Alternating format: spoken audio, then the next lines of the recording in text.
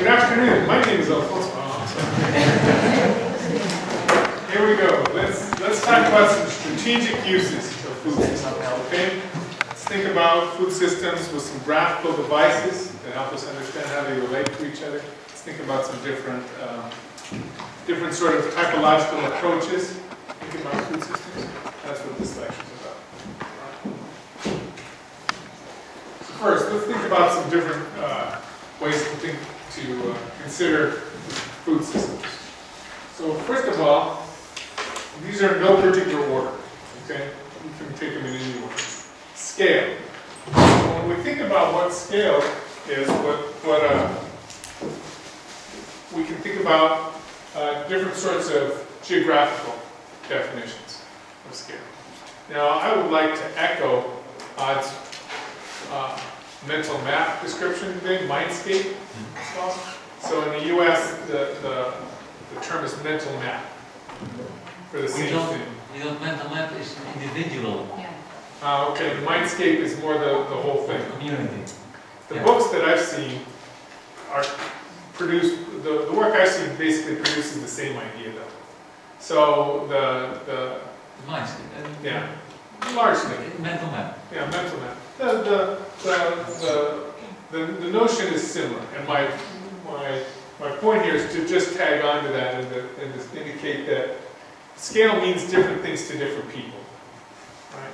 So if you're upper middle class person like me, you know, shoot, right? I think about things around the world, you know. I think about things as easily around the world as I do in my backyard. Right? That's our life, right?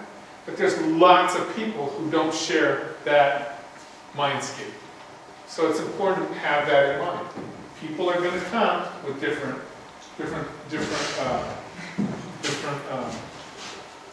senses of scale. Right? For some people, 0.23 hectares is what they know. That's the size of their parcel. Right? For other people, so scale, and of course organizations. That, you know, in the first lecture I talked about how organizations bring a particular view of these things. Organizations think in terms of different jurisdictions, different boundaries as well. Then you can think about how you might define your food system in terms of the different perspectives of the participants. And you have to recognize, we should all recognize that we have different perspectives. We can be producers as well as consumers, right? Processors as well as distributors. But those perspectives are very important. And the perspectives vary from place to place. In the United States, school districts are important organizational entities, players in the food system. Because they feed a lot of people, they educate a lot of people about different things, food among them. And they are an important and ongoing market for food. That's a very stable market in the sense of place that buys a lot of food. So what are the participants? What are their perspectives? And then activities. I'm going to talk about these food activities more in a couple of slides. But you got your production, marketing, processing, distribution, waste management. You can go through and create a bunch of primary activities as well as secondary activities. So in production, tractor makers, right? In distribution, the road infrastructure. That's an important part of distribution. Right? So there's subsystems that are associated with these things. So for instance, when we talk about the sale of food, the distribution or the marketing of food, you can have farmer direct sales to the public, right? A person can go to a farm and buy food right from the farmer. Some farms have, in the United States, you pick days when the people are invited, the public is invited to the farm to take whatever, to buy whatever. There are specific days, right? You have farmers markets. Now, in the U.S., farmers markets were measured by the census in 1919. So about 94 years ago, there was a census of farmers markets. Because there were, at the time, you have to remember that measurement was becoming an important technique of society. Today, everything's measured, right? We measure, everything. Back then, there were weights and standards, weights and measures were not standardized all the time across places, right? So, in 1919, the United States Department of Agriculture enumerated markets. They tried to count marketplaces. And then after that, with the growth of storefront retailing, they quit counting marketplaces. Do you know when they started counting marketplaces again? In 1998. And every 2 years, they count the number of farmers markets. And they almost double every 2 years. Now, you should skeptically say, maybe they were there and they weren't counting them. Yes, that's right. We should be skeptical of the numbers. But even so, that's a pretty steep growth curve, right? Even so, there's something going on. So, and then of course, in terms of the activity of marketing or the sale of food, there's also things like called community-supported agriculture. Has anybody heard of that? That's a farmer. What the farmer does is they sell shares of their farm. So, I'm the farmer. All of you come to me in January, and I give you a menu. Every week you can have this food. Every other week you could have this food, or you could have this size box, or this size box. And you check it, and you give me a check. And I go, ka-ching! Money! Money, money, money, money. Right? I go to the bank, I buy everything I need, and I go to work. And I'm paid. Now let's say there's a tornado, and half my crop is wiped out. And you don't get food. Too bad. Okay? You are taking a risk. So in terms from a risk management perspective, where one locates risk is important, right? Do you externalize it or do you internalize it? Do you try and insure for it, or do you use social relationships, some other sort of mechanism? So for community-supported agriculture, the idea is the farmer gets the money and grows the product and externalizes the risk, right? Because they've got money in the bank. And then every week, the farmer goes and asks for 5 people in that community to distribute the food. So like if I'm a distributor if you're my distributor, okay, I bring you 50 boxes of food for everybody in here. And they go to your house and pick it up and go home. And in exchange, you get a good feeling in your heart because you're supporting local food, and I give you a free share. Do you see what I mean? That's the way CSAs work. In Madison, Wisconsin, do you know how many CSA farmers there are? It's the most per capita in the country, okay, so this is unusual. Anybody got a guess? There's 1 farmer. No, there's 10 farmers. No, there's 500 farmers who operate on this model. How many do you think? Do you understand it well enough to guess? Have I been clear? You don't really understand? Tell me what you don't understand about it. The size of the area. Good question. So, by community-supported agriculture, community implies something, right?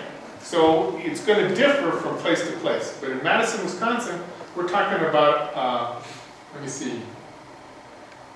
800 square kilometers. Okay? How big is Spain? How big is Spain? To compare. It would be, how big, 800 square kilometers? It would be, I'm trying to do, what would be a good comparison?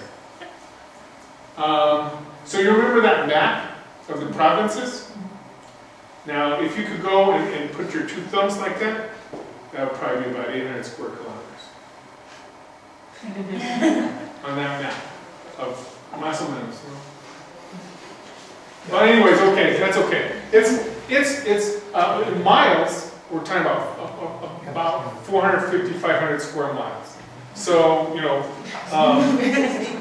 I'm sorry, but does that give you a better sense? The Yes. scale I'm talking about? So a central city, about the size of Lugo, okay, is Madison, a little bit bigger, right? And then from the center of city, 35, 40 kilometers in every direction. Okay? And the whole population, let's just say it's 400,000 people. Okay? How many farms do you think operate by that business model in that area of the United States? About the same latitude. Yeah, that's right. There's 53 farms. That's a good guess. Those 53 farms service more than 3,000 households. How much? 3,000 households. More than 3,000 households. For everything they need, meat and food. Some households, meat, vegetables, fruit, bread, some cheese, some CSAs provide across the spectrum. And I didn't put a link, but you can go to, it used to be called Madison Area Community Supported Agriculture Coalition, MACSAC. Now it's called Fair Share. Fair Share. And it's got all the farms, and some of them are even in the winter months. And they sell stored like potatoes, root vegetables, right? Eggs. Right? So what I'm saying is that in terms of marketing, at the interface, right, between consumers of various kinds and producers of various kinds, at that interface, there's not just one thing. There's not just grocery stores, right? In this model that we're coming out with, there's a lot of things. This is what I call speciation in the food system. There's many species, many types of doing things. So you have street vendors, right? You could have farmers markets. You could have community-supported agriculture. You could have farm direct sales. Probably have other models that we haven't even thought of yet. So the point is that a resilient food system is going to have speciation. It's like a good ecology. There's a lot going on in any robust ecology. Make sense? Okay. Legally, this is important. Some places in the U.S., there's a lot of laws for things, you know, and I mean, I'm cool with it. Laws are all right. But sometimes laws constrain us, right? But the thing is that there is some laws, both administrative law and health law, that apply to the food system. And so we have to be aware of what the law permits us to do, or how we might change the law so we can do what we want. I was recently recently helped farmers, urban farmers in the city of Kansas City change their food laws, their food production laws, so that they could do more things, more production processing in the city of Kansas City. That's it's coming out as a book chapter in the springtime. And the idea, though, was to mobilize farmers, and the conflict was basically between the urban producers and some consumers and their organizational allies against the real estate people. The real estate people said, we don't want urban farming. It's going to be stinky. The animals are going to be a nuisance. It's going to be loud and noisy from the chickens. Make them racket, right? Right? And so those two forces smashed into each other for a year until finally the city did adopt some new progressive regulations. But that's an interesting problem. A lot of existing code is not well suited. It's well suited to conventional practices. It's not well suited to these emerging practices. So let's talk about measurement, right? Because we measure what we care about, right? That's what we measure. So we measure taxes, right?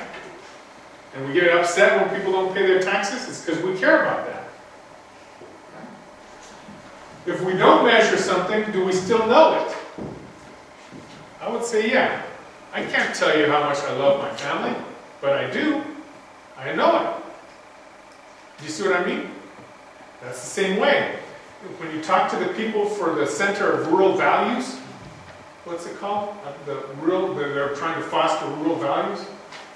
that organization Andres told us about earlier. Do you guys remember what I was talking about? We're going to make a visit to a farm out there where they're helping people learn farm. Okay. So when you make that visit, those people are in love with their values. Hard to measure what a value is, right? But it's sort of, measuring values is like measuring hair color. You kind of cluster around similar, right? Like you did earlier today. So there's some things that the measure is going to be like that, where there's clusters. It's not going to be a clear linear progression, right? But that's okay. Right? We just have to recognize that there's differences. So in the United States, we have big national measures.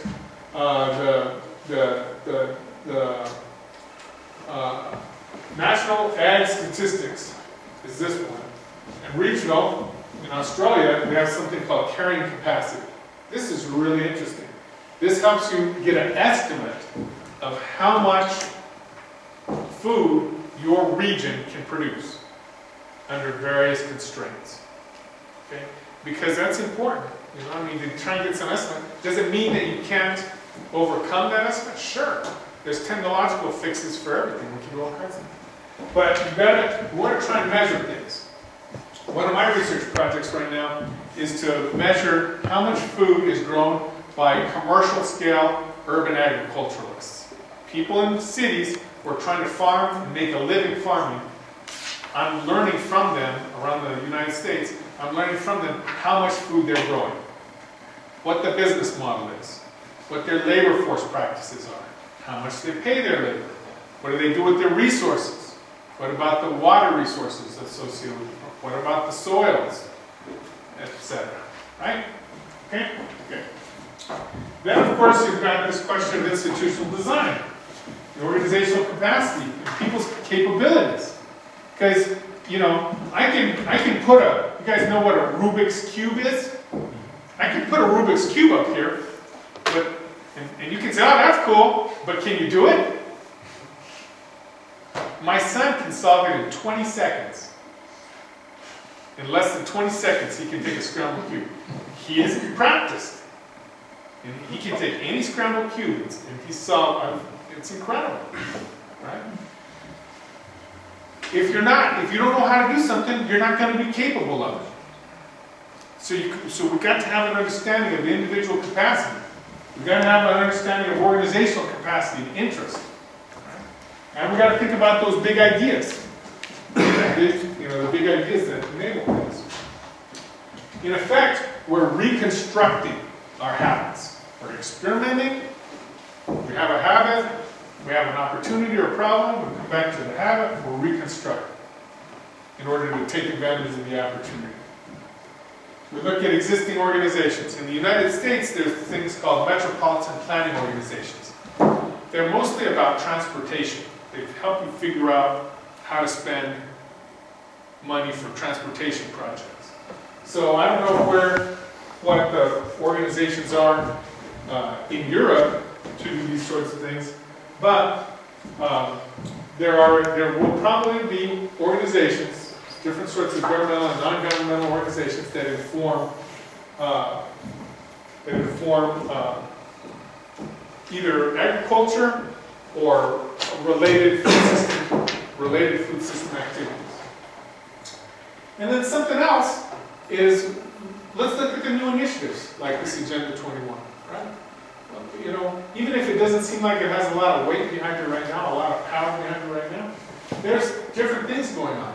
In the United States, 5 years ago, you never saw a job advertisement for a food system planner or food system economic development expert. Now you see a lot of them. You see jobs, you know. So that's very interesting. I talk to professionals around the country, and they say, yes, you know, we're hiring a person with expertise in land use, and one of the things we want them to be able to do is talk about urban agriculture, is understand and assess urban agriculture. So these things are changing in organizations. Right? So we've got to capacitate ourselves individually and our communities to take advantage of this. Another organization that's new in the United States, well, 12 years old, is the Food Policy Council. It's a non-governmental organization Food Policy Council. And what it does is it helps set policies. It encourages rule-making jurisdictions. It encourages governments to adopt rules that are friendly to the local food system. If I say something you don't understand, stop me, okay? Are you following me? Clear? Okay. So there are new organizational forms. There are emerging new organizational forms to take advantage of the energy people are bringing to the food system. So let's do a few graphics, okay? I like this graphic because it kind of gives us a sense of where we're coming from and going to. I got a pointer. This is the first time I've ever had one of these things. It's really pretty cool. All right. So, right here, I know it's hard to see, but this says increasing perturbations. So society, you might say, is going up like this. There's change in society, and it's going around, and society is going up, and it's going down, and it's doing all kinds of things. And in society's movement, there are increasing perturbations. That means there's crises. There's things that are disturbances to the system, right? And then there's a big crisis. So like in the US around marketplaces, the legitimation of marketplaces occurred with the big economic crises of the late 19th century. And then something happens. There's disorganization, some kind of chaos, and then there's reorganization. And new integration in society goes on. Or there can be disintegration, and there's problems, which in the United States, you got all these crazy nut jobs who are going out in the middle of nowhere and buying lots of guns and ammunition and growing their own food and saying, right? Crazy. Right? So those people think that this crisis that we're, sort of on the edge of, or maybe in the middle of, I don't know what the hell. The crisis, different, ecological, environmental, social, economic, this life as we know it right now. Some people say, it's going to be disintegrated, right?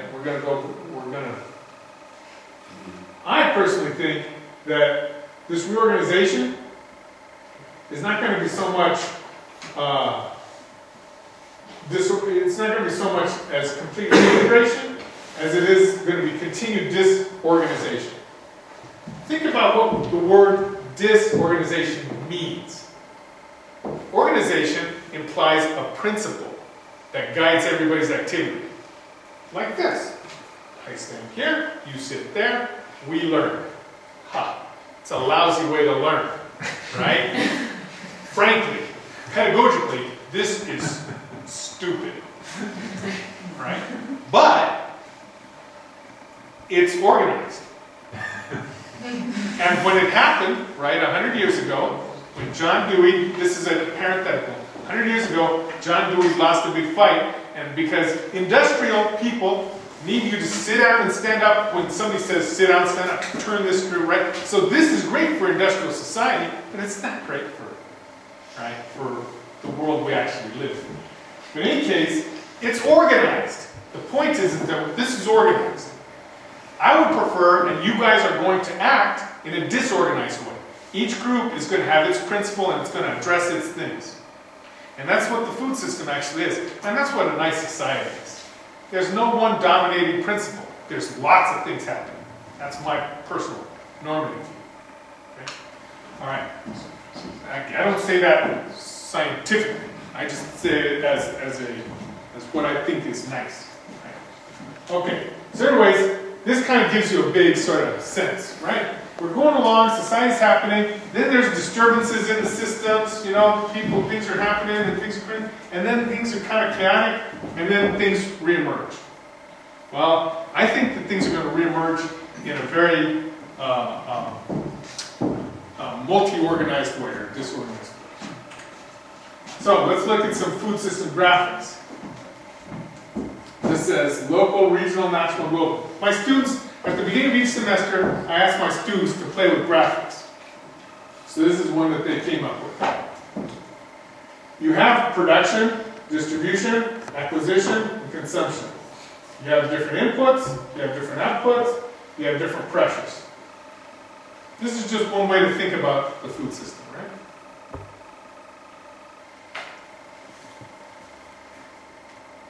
Okay. Here's another one. I don't understand it. Oh, okay. Well, no. I mean, well, I didn't exactly know what to do with it at this point. So, I mean, because one thing we could do is I could ask you to kind of, discuss it, but let's try instead of doing small group discussion, let's just try and talk a little bit out loud about this. What a graphical device, what any model is supposed to do, it's a representation of things in reality.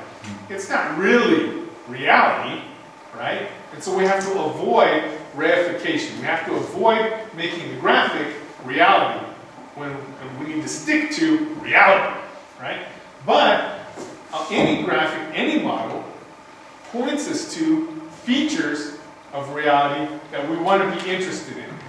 So for the food system, some features we want to be interested in are scale, here local to global, type of activity, inputs to that activity, results of that activity, outputs from the activity, and pressures on the activities themselves.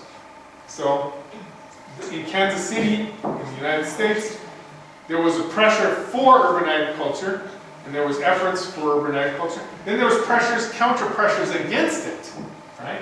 And eventually, the output was a new law, right, that enabled urban agriculture. Is that clear? Okay, so this is missing some elements, just from our conversation today. What elements is this missing? Waste. Waste is the most obvious one, absolutely. What else might be missing from it? Energy. Energy, absolutely. Energy, resource considerations as a whole. Are you all see that? Y'all see it? Okay. Let me go on then, okay? Is this making sense? Do you think it's okay? All right. Here's another one. So I'm part of a very big United States Department of Agriculture grant to study community regional food systems in 7 cities in the United States. This was actually our 3rd framework. Okay? We have these goals, normative goals. We want to make food available, affordable, accessible, appropriate, and sustainable. These are the ways that we see the world. We see the food world through production, supply chains, economics, policy, social relations, and nutrition and health. This is in red because our team didn't have any really powerful public health people on it. So we put it in red saying, we recognize this, but we're not actually going to do a lot of work on it because we're not experts in it. We'll gather data for people will help. And then you'll see that these are all overlapping with each other because they do, right? And so the components, things like land tenure, right? Land suitability. Can you actually use the land for what you want to use it for? Food processing and quality control, markets, capital, and then over here in red, again, diet and food behavior, exercise and healthcare. Those are things we didn't talk much about. But exercise, right? Did you guys talk at all about exercising in small groups? Yet, it's important in terms of food. Right? Your relationship to your activity level and your personal goals for your health have something to do with exercise and the food you consume. Make sense? Okay. So, this is communityfood.org, community-food.org. So anyways, this is another graphical relationship. We'll go on to another one. Okay? These are on your server, right? You guys are going to be able to look at these slides again. Now, the project that I'm in, we didn't like this graphic. We said, nah, this graphic's no good. We shared it with other people, and they were critical. They said, bad professor, bad. So we said, okay, well, let's get another one, come on. So, when professors have a problem, what do? Drink beer. And we come up with this graphic. Okay? Actually, this was... So, here, right, of things: marketing, food preparation, consumption, the nutrient water cycle, land supply, right? And then you have these policy, these exogenous kind of constraints, and then you have the larger things that are very much out of the control of the project, but exist. And the idea here is that if we were in 3rd grade, right? You remember back when you were a young child, and you got these papers and you put them together, and then you put a little staple in it, and then you could turn them, right? Well, that's the idea here, right? And then you can see what happens here whenever this is oriented to this. Transportation is an organizational structure, right? So if you turn it, if you rotate these things, you bring them into different relationships with each other. It's one of the great opportunities you guys have. When you're working in your groups, and you're playing with graphics, and you're playing with paper and stuff, think like children, okay? Think about ways to bring the stuff together into the stuff that you might make or suggest and share with people.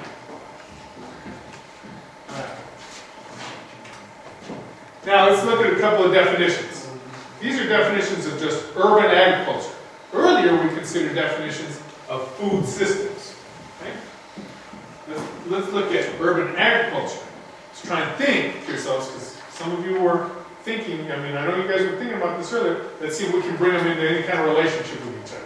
I know it's hard, we're thinking, we're tired. Stick with me a little longer, okay? Take 2 or 3 minutes with this.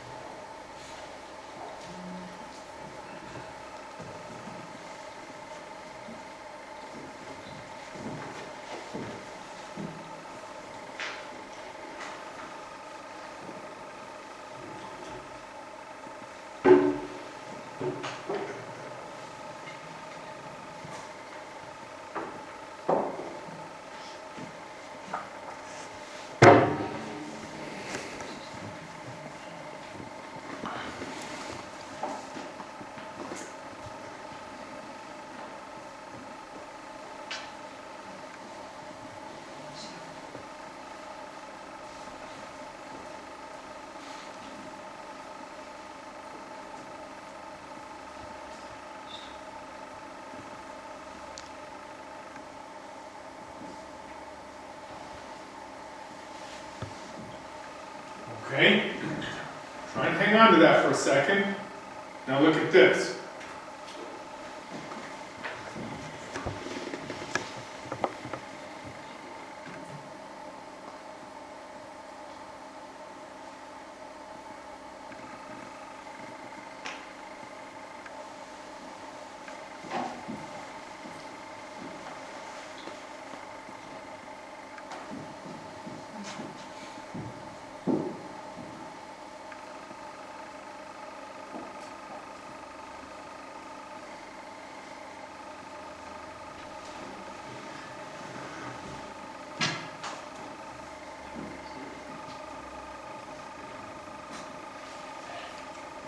Let me tell you one. Did y'all get to read this more or less? Okay. Let me tell you one important difference. The first definition, here we go. I don't know how to pronounce his name. That's an academic definition. This is its operationalization by the city of Seattle, Washington. So when cities are trying to put things to work, put big ideas to work, then you know something interesting is going on. That can be really exciting. What else do you observe about these definitions? What observations have you guys got with these It definitions? doesn't seem, for the Seattle one, it doesn't seem that important. The first sentence you read it says an infill development, like it's secondary to something more important, or it's just there at the side. That's a great observation. That just goes to show one thing about that is it goes to show you how governments write. When you think like the state, right, sometimes you're thinking in, you write differently than if you're doing, so this is partly a matter of perspective, right? But that's an excellent observation. What else? What else do you see the differences in these two? Any other things strike you? The first one was also talking about non-food. The second one is only talking about food. The first one was talking about what? Food and non-food. Oh yeah, non-food products, that's right, absolutely, that's right. That's right, the diversity. So flowers, right? Or other sorts of things, although there's lots of flowers you can eat, right? Nasturtiums are really good, they're delicious, very spicy, very, very good. Good observation, absolutely. This has a broader definition. Why do you think it has that? Why do you think this is purposely broader than this operational city level definition? Ah, come on, you know why? This is for a whole. It's not specific to a certain area or specific to a certain kind of person. Maybe the perspective is greater for this person. That's right. The organizational perspective is different from the academic's perspective. The city has to govern itself. It has to incorporate and allow for differences in all the different people who live in the city. So it's got to be careful about what it says and doesn't say. Right? They all follow. Sorry. Go ahead. You have to follow the law. Yeah, follow the law. So you're restricting some things. Right, absolutely. Of course, you also got to change the law sometimes. And sometimes you avoid it altogether. Right? One of my fun things to do is avoiding the law. My wife gets so mad at me. Okay, anyways. Other observations that you have. Notice some of the other things though. Right? It does seem to minimize it, but then the city itself says, this is a tremendous opportunity. So, right? On the one hand, they say that you get one impression, later on you get another impression. Some people would say, oh, well, that's buried in the middle of the paragraph. Well, I mean, different organizations come at things with different ways of thinking about that thing. Okay. Anyways, notice also how they say that create livable, walkable, sustainable, and implement city goals. Right? So right away, why do you think that they talk about implementing city goals?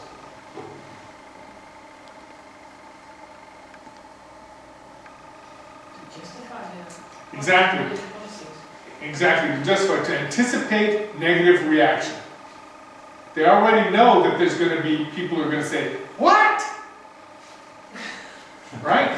They already know that. So they're anticipating that reaction. They're saying, oh, you might not like your neighbor having a garden in their front yard, but your neighbor is helping the city achieve its goals. Ta-da! And you, who just mow their lawn, right? You just have a pretty lawn. Good for you. Good, good, good. You have pretty grass. That's nice. Implementing city goals, right? So they're trying to anticipate. This is rhetoric, people. They're just, you know, framing. They're manipulating the frames. Okay. All right. Wasn't the first one sustainability and health also? Yeah, first one was, let me see. Oh no, it doesn't actually. It doesn't. Look at that. Of course, this is 1999. Yes. Right? It's an early definition, and really, people weren't thinking in terms of health. Nutrients weren't thought of in as integrated a fashion even 10 years ago, as we think of them today. I'm starting to get really shaky because I'm not eating chili. I love green chili. I need it in my life. Right? So, nutrition, right, has all those aspects. Right?